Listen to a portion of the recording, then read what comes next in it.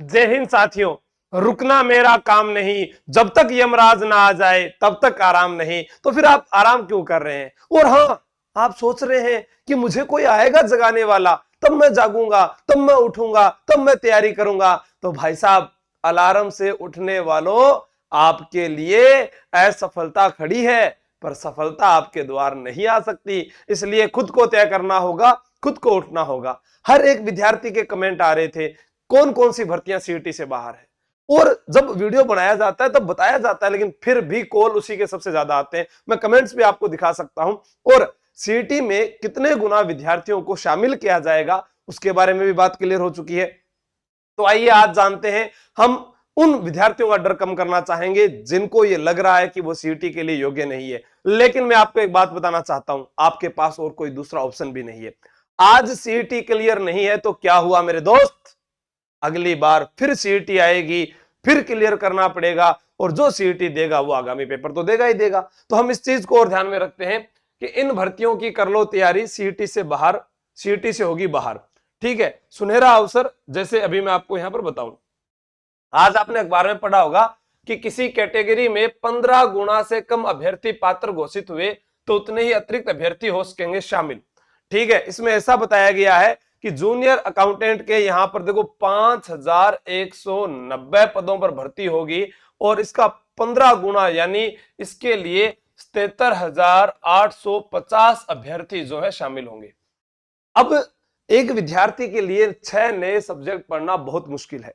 Commerce वाले तो वो है ना, ये सोचते रह गए कि कब अरे एग्जाम आएगा तब हम भरेंगे। उन्होंने सीईटी का एग्जाम ही नहीं दिया। कंपटीशन में लगभग जो है सीईटी में इसमें पास होने वाले 45,000 अभ्यर्थी होंगे। अब हमारी तैयारी हम ऑफलाइन जाकर करेंगे। अगर आपको इसकी तैयारी करनी है, आप ऑनलाइन ज्यादा बेहतर कर सकते हैं। वो कैसे कर सकते हैं? अगर आप आए ऑफलाइन के अंदर तो 4 महीने या 5 महीने में शायद आपका जो एग्जाम होने वाला है उसके लिए आप सभी सब्जेक्ट नहीं पढ़ पाओगे। 12 सब्जेक्ट क्लियर कर पाना एक कोचिंग संस्थान में कम समय में बहुत मुश्किल है। ठीक है, फिर भी आपको लगे कि आपका जीके का पार्ट अच्छा है और आपको ये अकाउंट्स के बारे में पढ़ना है तो आप पढ़ सकते हैं। किसी को लगे कि मेरा अकाउंट्स बहुत जो अच्छा है और जीके मुझे पढ़ना है तो आप पढ़ सकते हैं। पर दोनों के एक साथ आप तैयारी नहीं कर पाएंगे, ये मेरा व्यक्तिगत मानना है। बाकी आप ज्यादा मेहनती हैं तो आप कर भी सकते हैं, क्योंकि आप तो सुबह 4 बजे उठते हैं। मैं तो आलसी आदमी 10 बजे उठू हूं, वीडियो भी 10 बजे बना रहा हूं। चलो कोई बात नहीं। तो ये तो यहां पर क्लियर हो गई कि मुख्य परीक्षा के पद के मुकाबले टॉप के 15 गुना अभ्यर्थियों को शामिल किया जाएगा। ये 15 गुना वाली बात जो है आज अखबार में आ चुकी है। देखो ये लिखा हुआ है, कार्मिक विभाग ने जो है जारी किया है। और कुल पदों की संख्या है 6,479। यहां पर 6,479 पद है, जिसमें लेखाकार और सुपरवाइजर महिला, पर्यवेक्षक महिला भर्ती, पटवार भर्ती जल संसाधन की, ये सारे इसके अंदर दिए हुए हैं। ठीक है, तो पटवार भर्ती वाले भी तैयार हो जाओ। अब आपके कमेंट थे ऑफलाइन में फीस क्या रहेगी, ये महिला एएसआई की जो भर्ती आई थी उसके लिए पूछ रहे थे। तो ऑफलाइन के अंदर आपको भी पता है कि बिल्डिंग का किराया लगता है, वहां पर बैठने के लिए कुर्सियां वगैरह होती है, पंखे चलते हैं, एसी चलते हैं, तो खर्चा उसका होता है। और जयपुर में तो आप रूम लेकर रहो तो भी आपको पता चल जाएगा कितना लगता है। तो इसलिए ऑनलाइन जो है हमने इसको रिकॉर्डेड जो लेना चाहे वो 1251 में ले सकता है। आप अच्छे से तैयारी कर सकते हैं घर पर, लेकिन ऐसा अवसर बार बार नहीं आएगा। हम घर पर बैठकर तैयारी कर सकते हैं, फिर ऑफलाइन आने की क्या जरूरत है।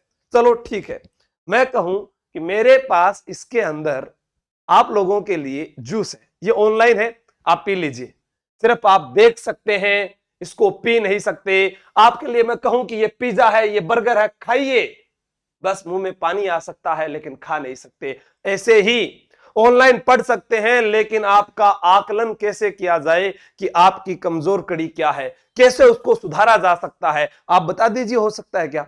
तो ऑफलाइन जो है उसका जो आधार कभी भी ऑनलाइन नहीं हो सकता। ऑनलाइन वैश्विक पटल पर भारत के कहीं ना कहीं किसी ना किसी क्षेत्र तक कभी भी पहुंच सकता है, पर ऑफलाइन जो सिद्धता होती है याद करवाने की, टेस्ट लेने की, वो ऑनलाइन में नहीं हो सकता। हम नहीं जान पाते कि विद्यार्थी जो है किसमें अरुचिकर है और किसमें रुचि अत्यधिक ले रहा है।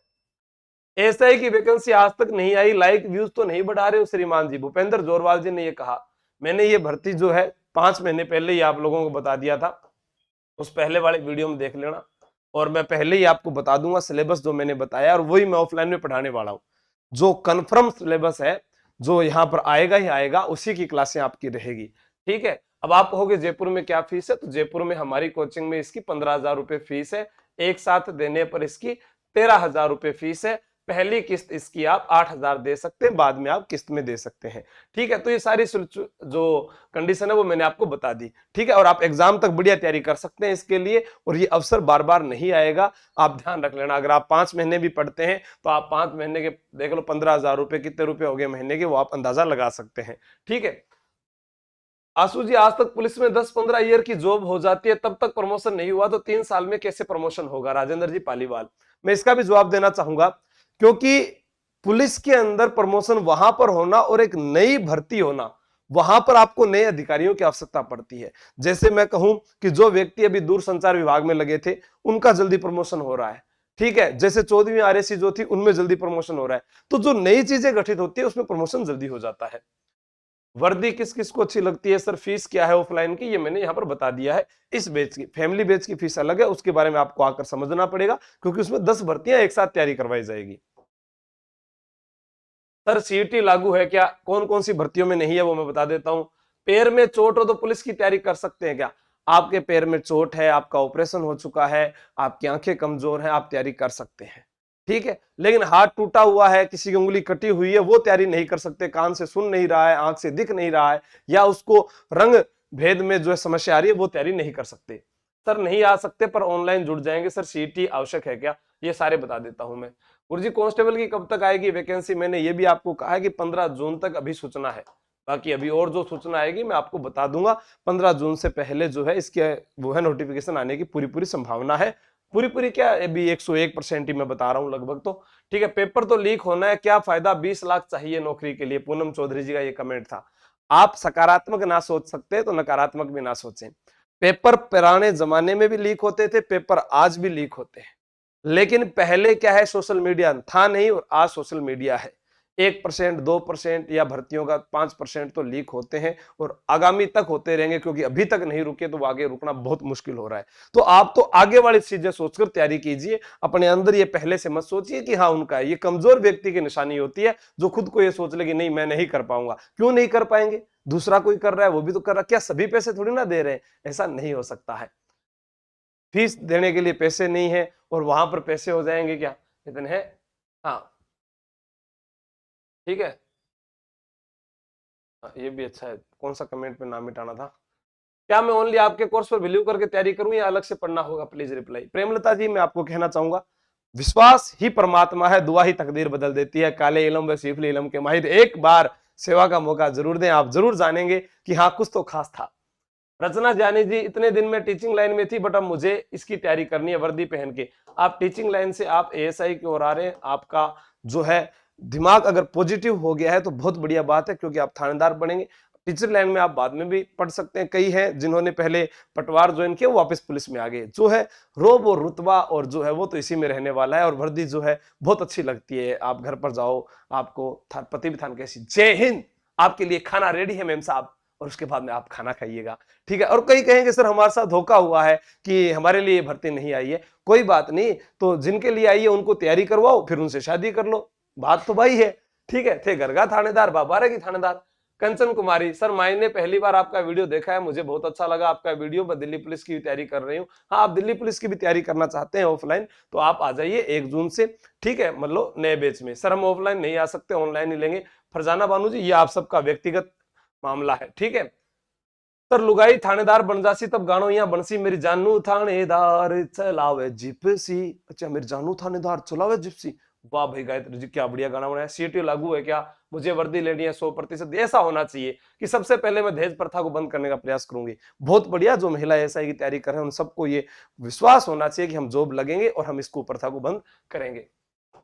ठीक है गुरुजी, ये मैंने नाम मिटा दिया है। मेरे ससुराल वाले बहुत गंदे हैं, रूम से बाहर नहीं निकलने देते हैं। ऐसा बहुत जगह हो रहा है कि जो पढ़ना चाहती है उन्हें पढ़ने के लिए रोका जा रहा है। लेकिन आप दुर्गा हैं, आप दुर्गा का रूप धारण कर लीजिए कि बस अभी नहीं तो फिर कभी नहीं, तो फिर उसके बाद वो जरूर आपको समझेंगे और समझाने का प्रयास कीजिए और आपकी बात जरूर मानेंगे। ये एएसआई की वर्दी में लेकर रहूंगी। Thanks sir. अब कौन कौन सी भर्तियां हैं जो सीईटी से बाहर है? देखो, जो 10वीं पास है उनके लिए आरएसी है, आरआईएस पुलिस है। बहुत बढ़िया नौकरी है, सैलरी भी ज्यादा है, और 1 स्टार है भी कंसीडर। 2 स्टार को प्रमोशन आवा एक माइन हेड कांस्टेबल के बाद में, तो आप 2 स्टार से ट्रीटमेंट हो सकते हैं। Delhi police constable SSC GD 12वीं पास, इसमें भी सीटी लागू नहीं है। राजस्थान पुलिस सब इंस्पेक्टर स्नातक स्तर और राजस्थान पुलिस महिला एएसआई स्नातक स्तर। अब जो है लड़कियां, उनको तो इसके अंदर कूद ही पड़ना चाहिए। तो 1000 पोस्टर, आप किस चीज का इंतजार कर रहे हैं? जैसा मैं देख रहा था, जैसे हमने ऑनलाइन कोर्स लॉन्च किया या ऑफलाइन का लिए, मैंने जयपुर में कहा कि 1 जून से आप आइएगा और उसके बाद में आपके जो बैच स्टार्ट होंगे, तो सभी मतलब माता पिता के साथ वहां पहुंचने लगे। और आज मतलब मैं खुश हूं कि आप इतना विश्वास करके इतना जल्दी आ रहे हैं और इतनी पहले से सोच रहे हैं कि हम आगे बढ़े, क्योंकि बाद में देखो क्या होगा, नोटिफिकेशन आने के बाद में सभी आते हैं, बरसात आने के बाद में सभी तिरपाल घर पर लगाते हैं, लेकिन जब छाया मंडराने लगे और उससे पहले जो तिरपाल लगा लेता है, उससे बाद में मुश्किलें कम होती है। ये आप ध्यान में अच्छी तरह समझ सकते हैं, आप मानव है, अच्छी बातें समझेंगे। आरएस परीक्षा जो है वो भी स्नातक स्तर है, अध्यापक भर्ती है, first grade, second grade, third grade, ये सारी जो है सीटी से बाहर है, पीटीआई बाहर है, संगणक बाहर है, कृषि प्रवेशक बाहर है, ग्राम विकास अधिकारी, ये जो भर्तियां हैं, ठीक है। और मुख्य जो पटवार परीक्षा है वो भी शायद इसी से बाहर है, क्योंकि जल संसाधन विभाग वाले इसके अंदर दे रखी है। तो ये सब भर्तियां आपके पास है। अब आपको तय करना है कि मुझे करना क्या चाहिए। तो मेरे अनुसार अगर कोई 10वीं पास है तो उनको सबसे पहले इसकी ओर लगाम लगा देनी चाहिए।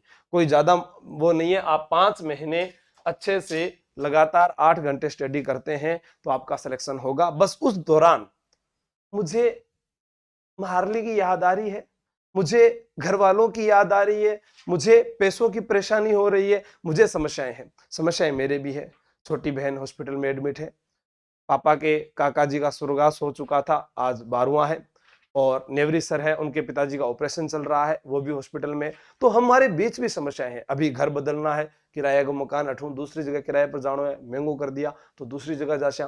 तो मतलब समस्याएं मेरे भी बहुत सारी है। क्या मैं मेरी व्यक्तिगत समस्याएं आपको बताऊं तो क्या आप मुझे हेल्प कर सकते हैं? नहीं कर सकते। तो उन समस्याओं को आप मजबूत बनाएं, जैसा है उससे आप आगे बढ़े। वरना क्या होगा कि सिर्फ लोग हंस सकते हैं आपकी परिस्थिति पर। आप खुद को कमजोर बनाओगे तो फिर आप कमजोर ही बन जाओगे। मजबूत इरादे से आए, मैं कर सकता हूं, जो भी होगा देखा जाएगा। आंखों में अभी आंसू है मेरे, लेकिन सफलता के बाद में ये आंसू भी पुछ जाएंगे। उसके लिए आपको तैयार होना है। अपने आप में कॉन्फिडेंस जगाओ यार। आप कमजोर पड़ जाओगे तो फिर मैं भी और कमजोर पड़ जाता हूं। कभी कोई आकर ऐसा कहता है, सर नहीं, झूठ बोल रहे हैं लड़के, पहले फीस जमा कराते हैं, फिर कहते हैं हमारे घर में डेथ होगी, हमें जाना है। आप पढ़ने से क्यों भाग रहे हैं?